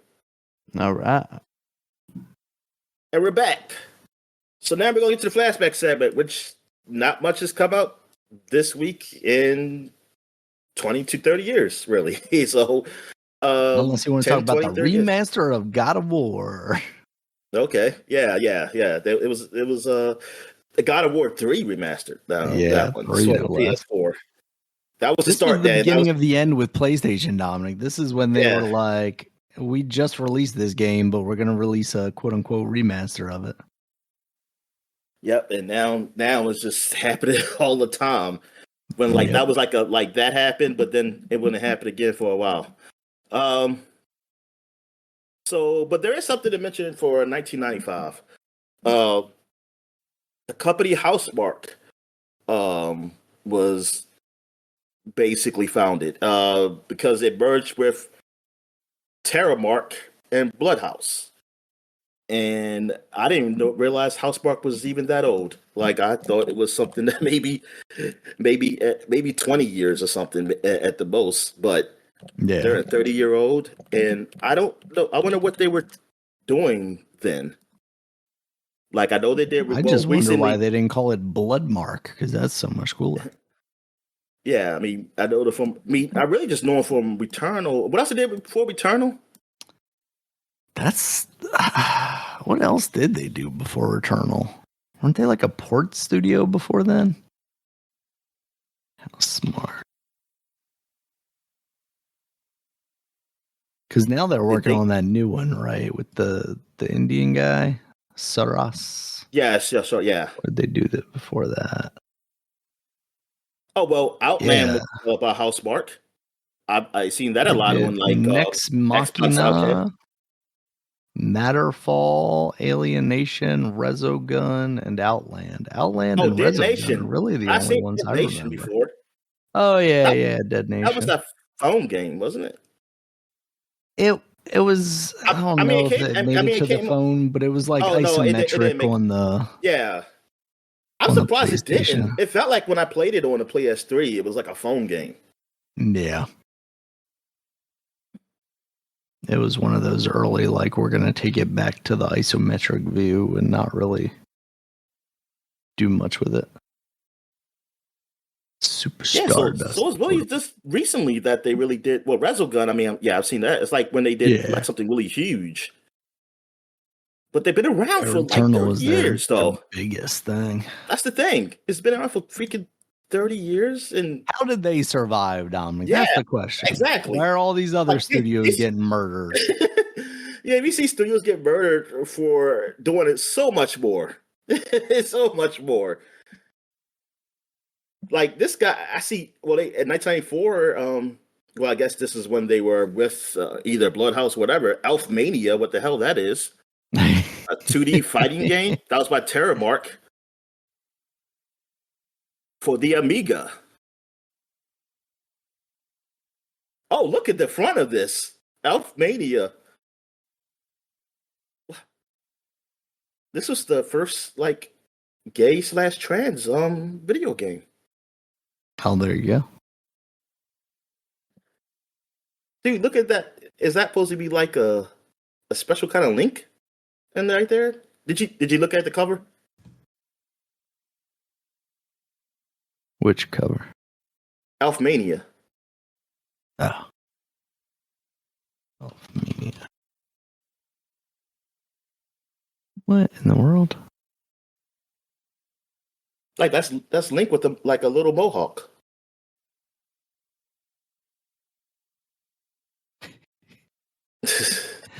Oh, okay. I clicked on a video of a long play of Elfmania, and they showed me the Terramark logo. Yeah. And it's just like a building, like a Greek style silhouette of a building with like probably some sort of jungle cat, a camel, a giraffe, and an elephant. But like, just the way I saw it immediately, it kind of looked like the giraffe is fucking the camel. Yeah, it does. It does. Like I didn't see the elephant at first. I'm just like, man, that giraffe's going at it. Oh my goodness. Yeah, this This game. came Yeah, on this floppy disk, Dominic. Floppy disk. the music too, man. Hey, but the look of it, it looks like a nice Super Nintendo game. Yeah, I mean, graphically, it's, Yeah. although everybody's really short and squat. I guess because they're elves. They ain't got the boo physics yet.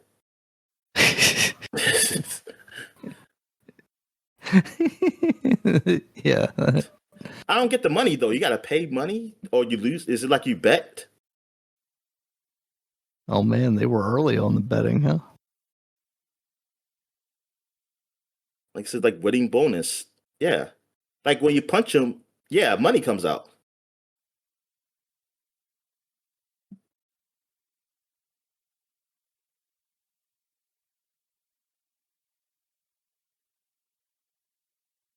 Off It me. is. Yeah, they did. Look at her rocking out after winning. They did a game 1993. They did Stardust, and I mean, yeah, I guess this was only on PC. Yeah, because I was like, man, this is too good graphics for.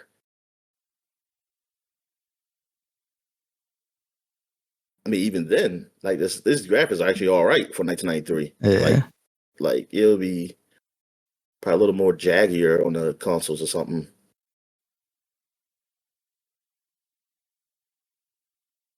Oh yeah, that's like it's a space shooter game, Stardust. And did they port? Yeah, did they port Angry Birds, like the Angry Birds trilogy? Because I see Google has them up here.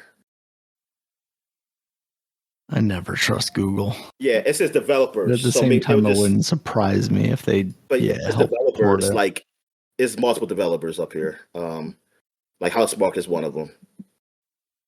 So they did something. Okay. All right. So yeah, that's it, man, for the flashback segment. So I guess we just go right to the gaming news. Yeah, which there's also not too much of. This is kind of what I feel like I scrounged together here.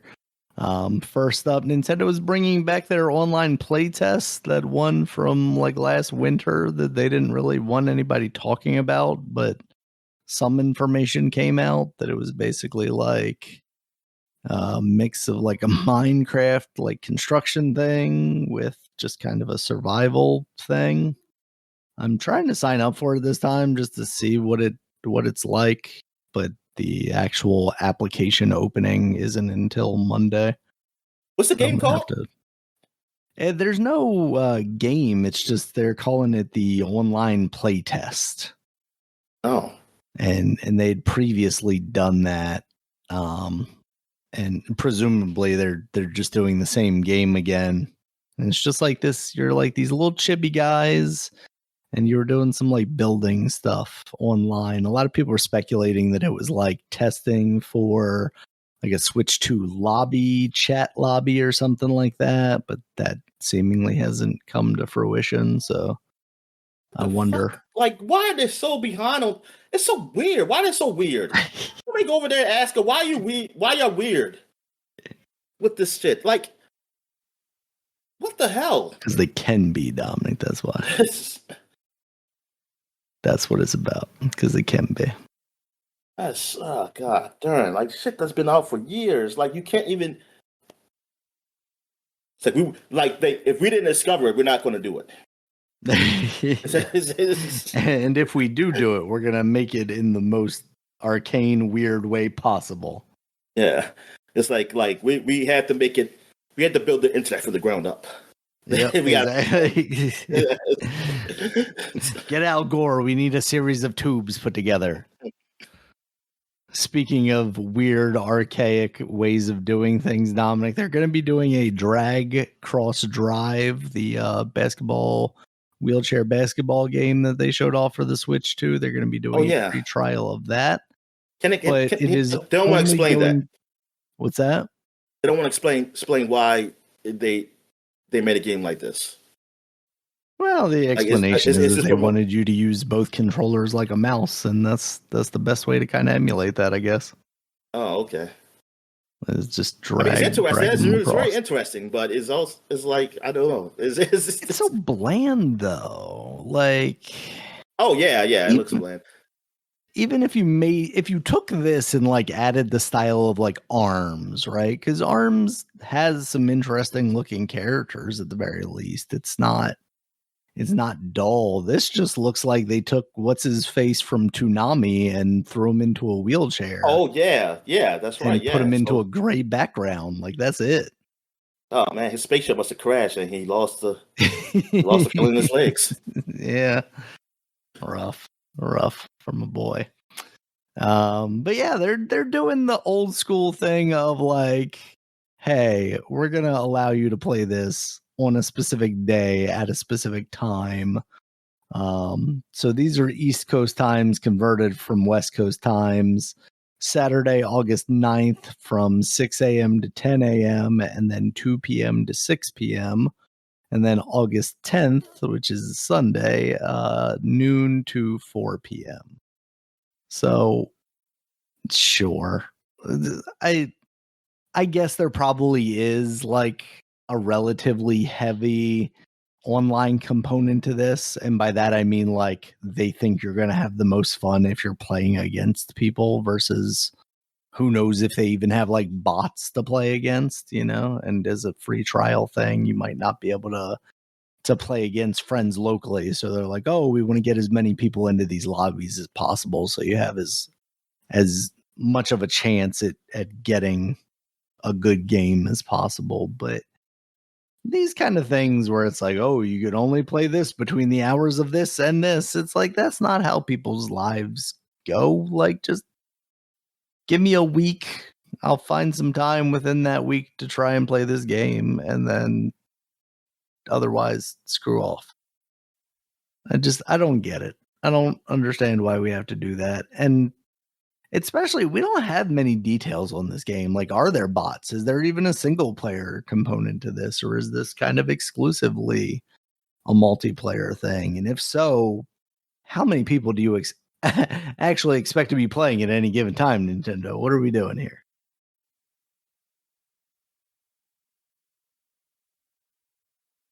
Oh yeah, it's yeah. I don't know. Like I said, they like being weird and Yep. whatever. Yeah. All right. And then the last story I got here, Dominic, it's about Ubisoft.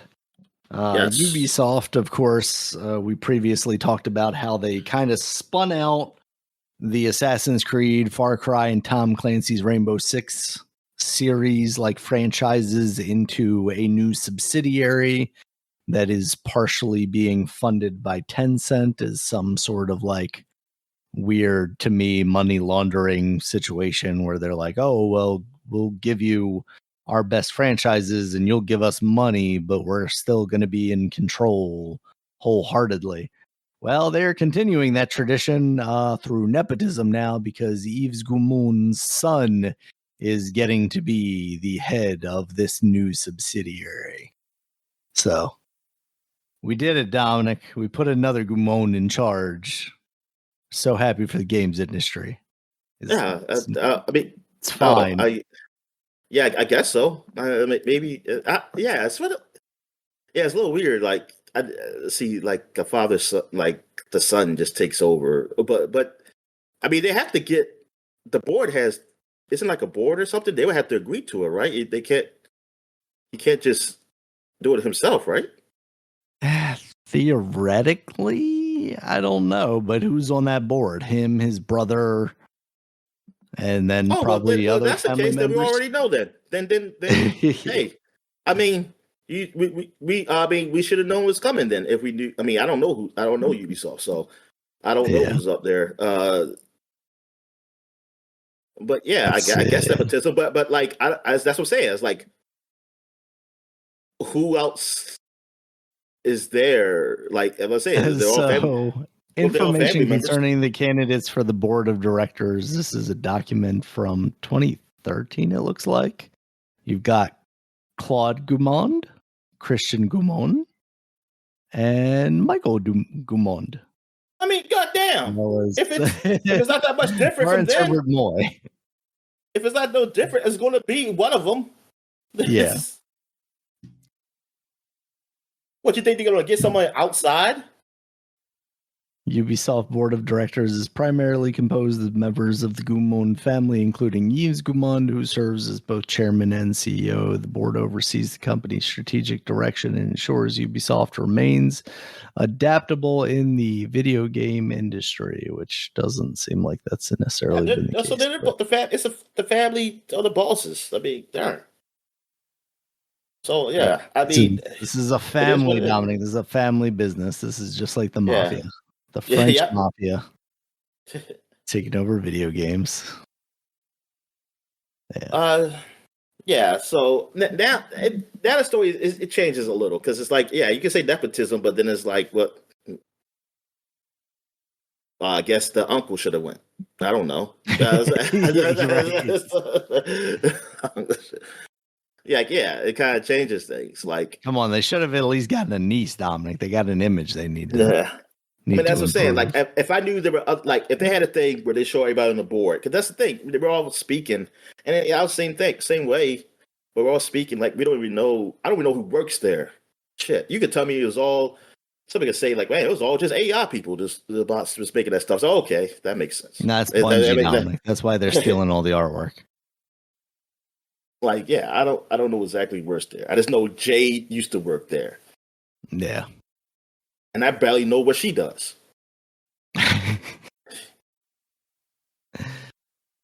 Yeah.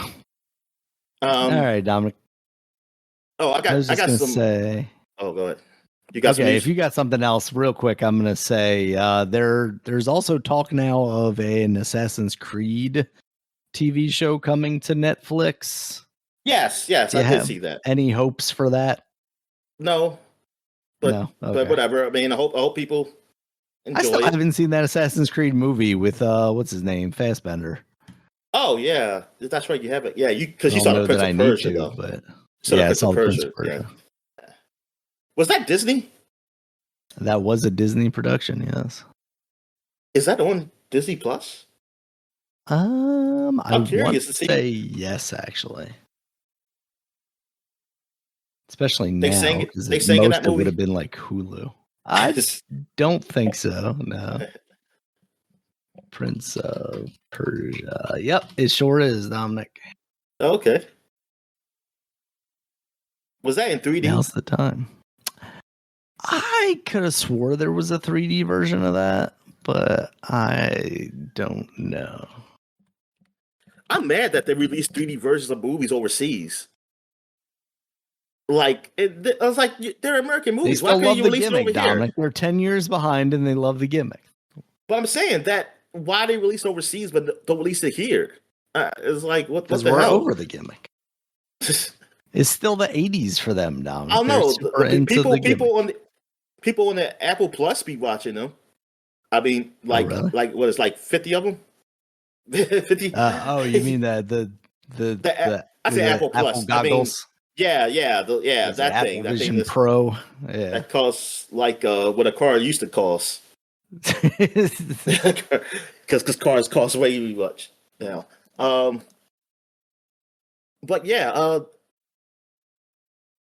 what were we talking about?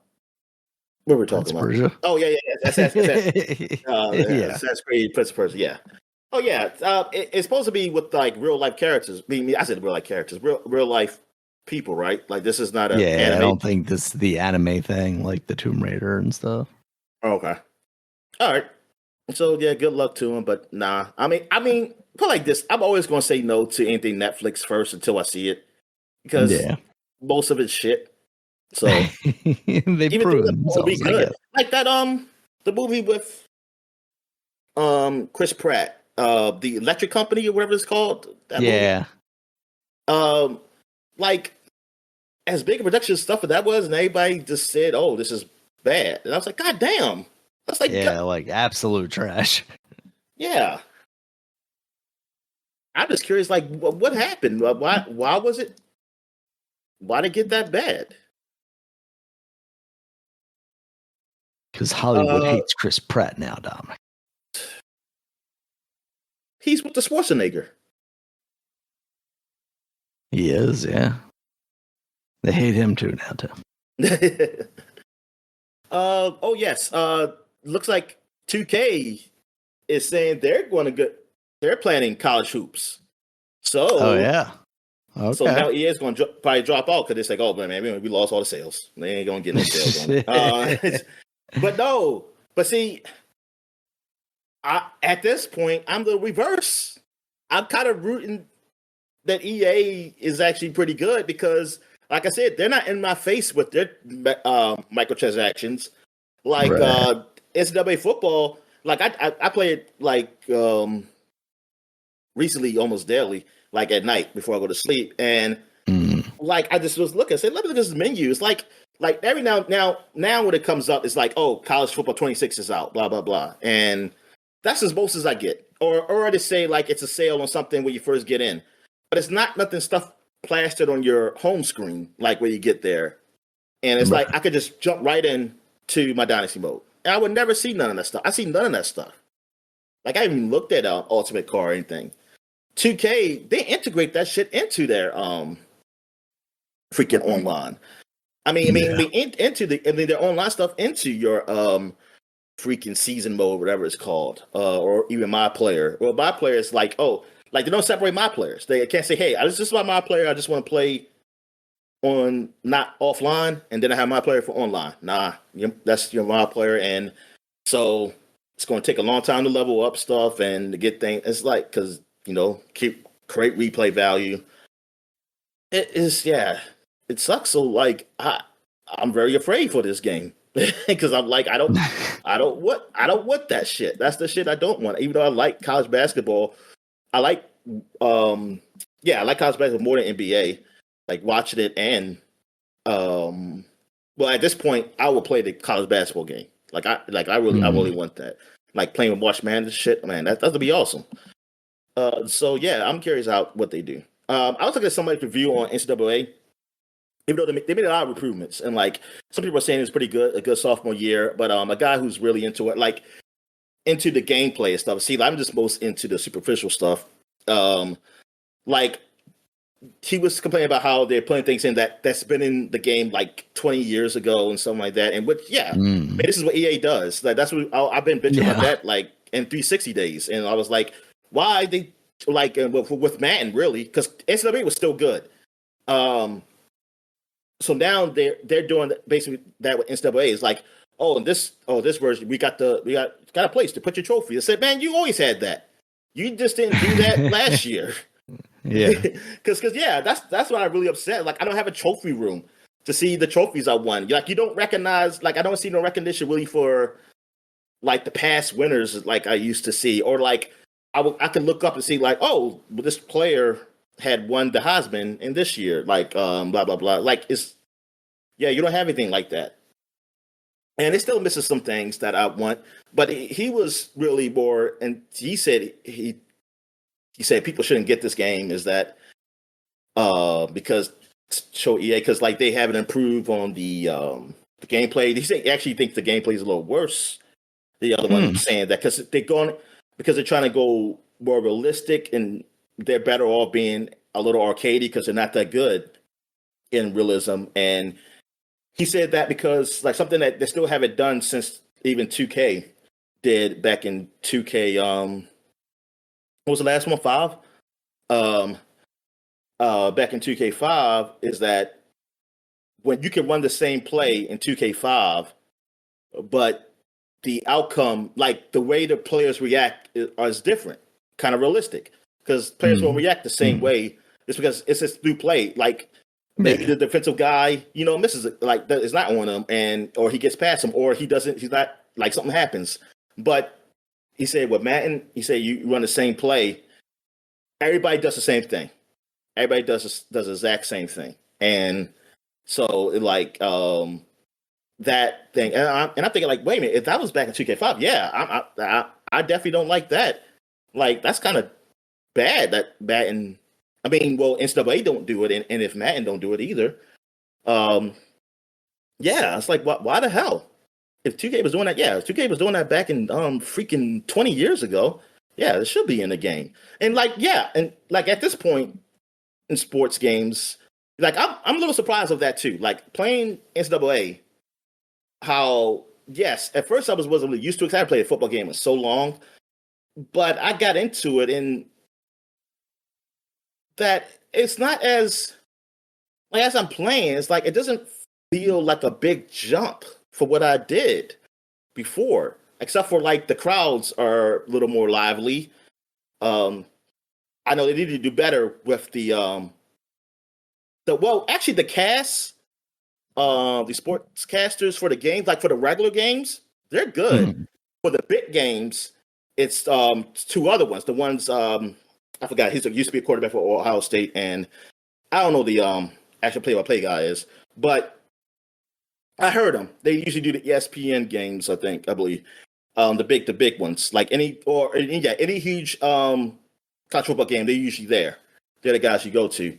They sound like they were just phoning it in to the point of like I'd rather have the guys who do the regular games do the damn playoff games, man, or something like that. It's like this. Right. These guys suck. I was like, yeah, they were definitely like, oh yeah, let's just hurry up and get this check and just phone it in. Um, yeah, it's they. I mean, it's a lot of improvement they need to do. Like, and there's no excuses now. To me, it's like the excuses are done. Like this, y'all should be far ahead in things, especially in Madden. You should definitely far ahead. Like 2K, I give it to them. Presentation wise and things like they do a really good job. It's just that microtransaction shit. That's the one. That's what kills it for me. It's like that.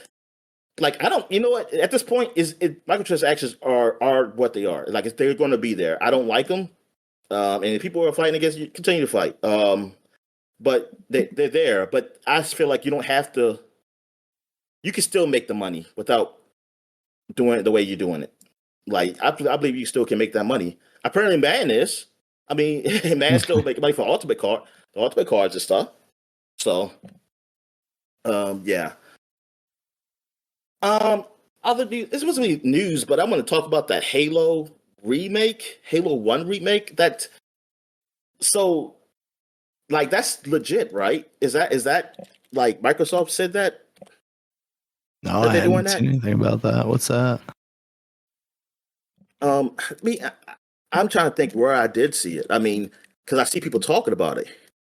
Mhm. I mean, as I'm saying, was that a rumor? Well,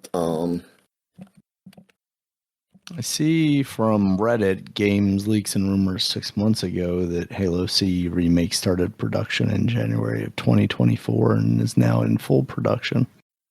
yeah, and some people are speculating on the recent layoffs. If like, oh, did it take some people from that or something? The thing is, I don't want it to happen. Like, why is this happening? Why is Like, it why are happening? you? Yeah, why you're going back? It's like, are we? Oh my goodness! It's like it's bad enough for Gears. At least I mean, it is a totally new game, and I mean, that's the only good. I mean, that's the good thing about it. It's a totally new game. It deals with everything before when the war first started. But I mean, I don't like that. I wish they would either go forward and finish their story. But Halo, I'm thinking Yeah. like, is it like this remake? I guess it's like a rebranding. Like it's oh, they're going to change things now. But even then, it's like, dude, why are you no? If you feel like you got to rebrand Halo now, not rebrand, but like do it like remake it to something different where you can continue the series. Just make a new game. Right. Just make a new game We've then. run out of ideas, Dominic. Hold on. And I don't have to hire a production designer or a story person if I'm just taking the same game again. Yeah, man. It's just ridiculous. Like I don't want. I mean, I don't care. You can make it. It could be a really great game, but it's like, why do that again? Why we can just make a new game? We already done this. You done a remaster, which basically Yeah. it really just changed. Like that's good. That was Yeah. good. Like, why you need to do a remake? Yeah. Spend your time remaking a better game. I'm kidding. Yeah. Oh, I see something. Well, oh man, this is AI because it's 5 days ago. Is it really? They really just said that? Just did this 5 days ago? Able This was come. made 5 seconds ago. You searched for it and it created a news story for you. Combat Evolved remake leaves fans furious. I can't believe this. They heard me. That's what happened, I was Dad. gonna say it's the AI literally listening to us record this right now. Why Thanks, not? Craig.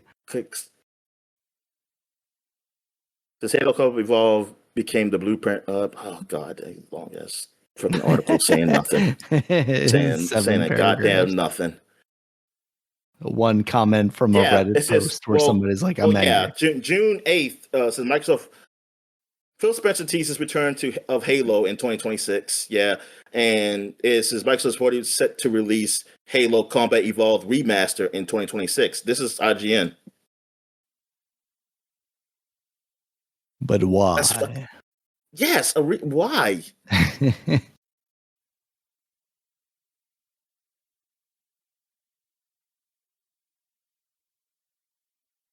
But yeah, I guess like someone said, I guess it'll be a good way to introduce the people to the franchise on the Switch to the PlayStation or wherever. It's like, well, who gives a shit? Microsoft, who's now trying to sell games on somebody else's That's what somebody platform. said. After they played this, then what? Yeah. And then they'll kill that studio entirely, and then we won't ever see a Halo game ever again. Halo CE and Last of Us racing for the crown for most needlessly remastered game. But at least see this will.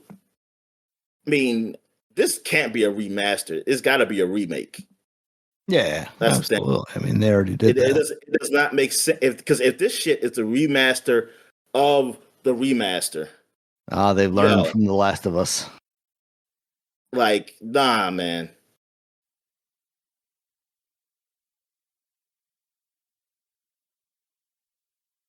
We'll rather have a remaster or a remake of Halo 3. It's the only one that really needs a graphical and performance boost. Exactly, because we had remakes / remasters of 1 and 2.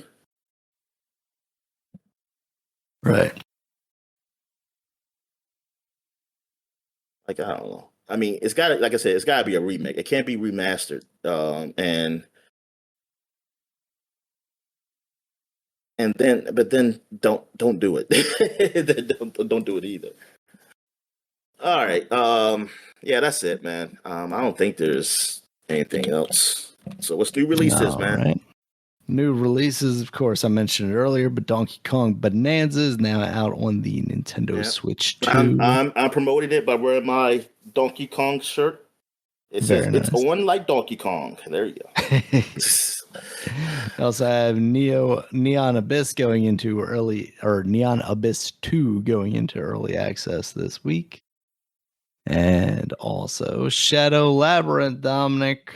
That is the Dark Pac-Man game. From what I had heard, yeah, apparently it's gotten like okay reviews, but nothing super great. Shadow Labyrinth.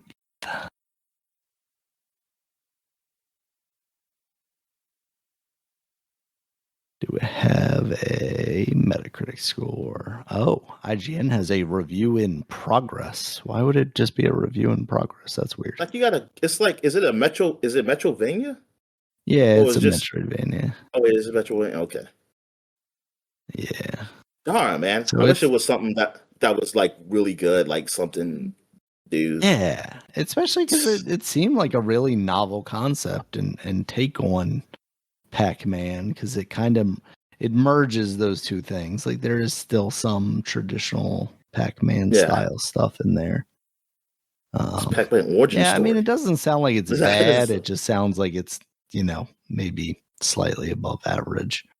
Yeah. Got a 70 right now on Metacritic. So yeah, I see mixed on these Steam reviews. Mm. It's IGN review in progress. Oh yeah, I know. Game Pass just came out. I mean, the game's been out, but it's that the neighborhood game with the puppets.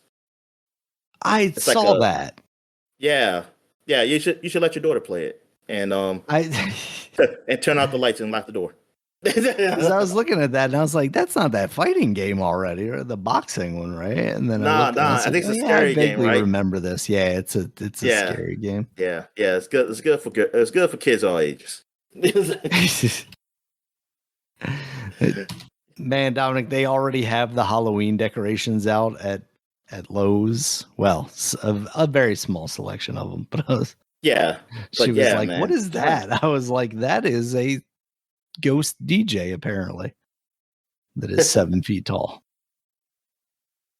I saw the Game Pass games that are coming to Game Pass, and I saw Wheel World was one of those. I'm excited for that to be on Game Pass. I don't know that I realized that was going to Wheel be included World. on there. That's familiar. Yeah, that's the one. I talked about it because it was part of the Steam demo thing. And it was the one where you're on a bike Bicycle. and it has a Oh, very like cell shaded look to it. oh, High okay. on Life is back too. Maybe I need to actually finish playing that game at some I point. know. Yeah, exactly.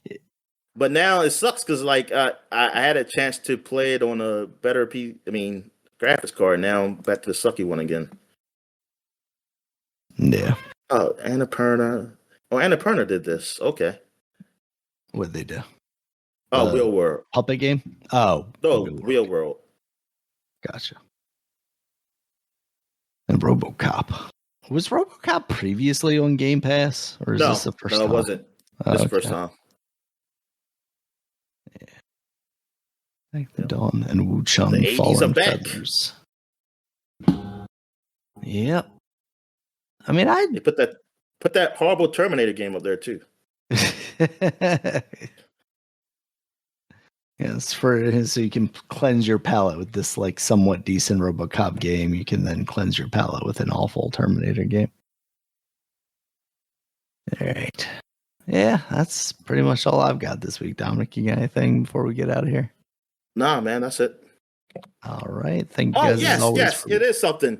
Oh, I forgot Uh-oh. to mention with the Ace Attorney, like, because I was just looking up, because I was just thinking about Ace Attorney, like how, like these lawyers are horrible. Well, not the lawyers, the prosecutors, because like they just Inept. feel like they have to win, Yeah. and but in a way like they to avoid the truth, because like you're just a prosecutor, like if the guy is innocent, you shouldn't care about winning at that point. Like, This is yeah, Japan, Dominic. We got 100% conviction rate. yeah, yeah, exactly. Well, actually, they change it to the U.S. For us, they say they're in the United States, That which ain't true. I know it's not true because yeah, the originally is Japan that they're from, and they need to change. And they're doing a new one. They need to change that back because it don't make sense. Because like when I was playing, well, we borrowed a game and it said like you go into that village, and it's like they don't fucking U.S. village and that looks like with like the old Japanese huts. So what the fuck is this? Yeah.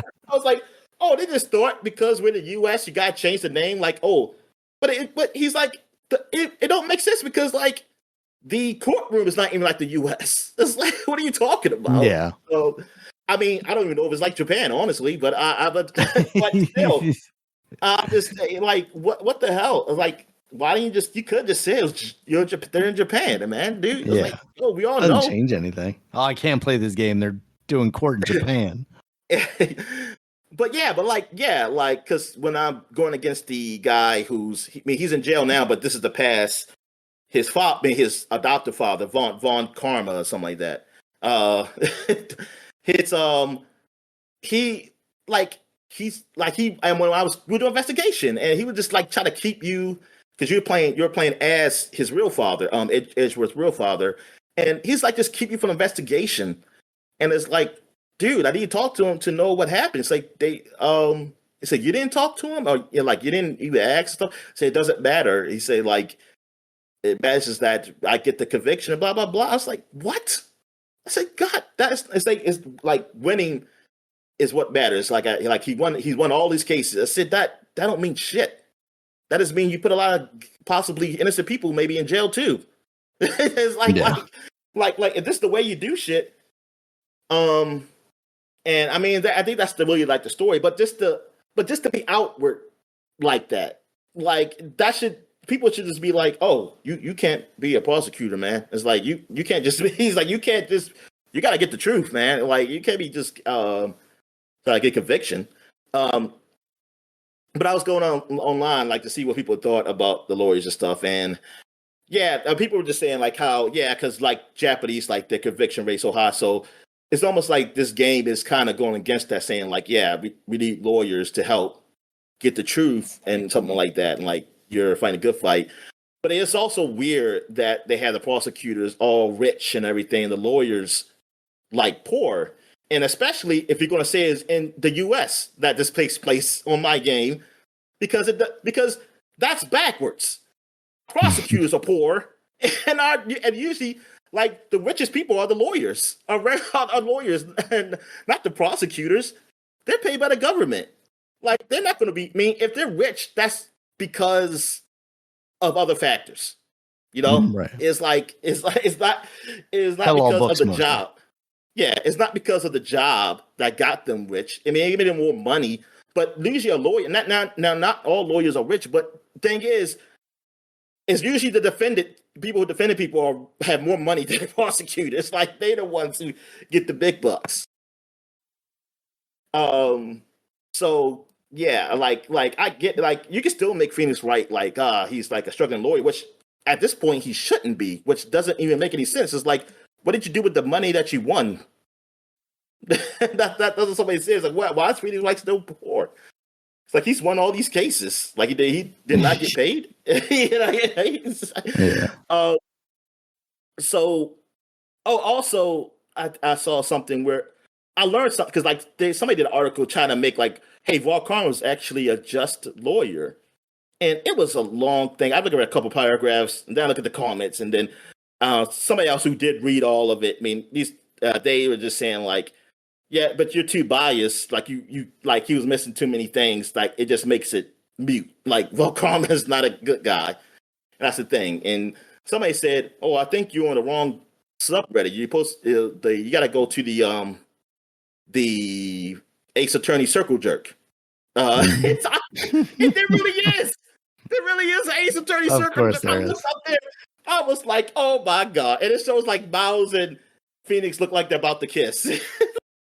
Oh, I know that's what it was going to be, because there's like a squared circle jerk, and it's always just like people saying really stupid things, you know, like yeah. I think that's but that's what it. I mean, I think that's what it is. It's just the picture, you know, they have up top is that, and yeah, gotcha. Yeah, and it's funny because it's like this ain't it's like, because Volcron is a bad dude, it's like, it's not like, this game is not that complicated, like because he's going deep. It's like this game is surface level.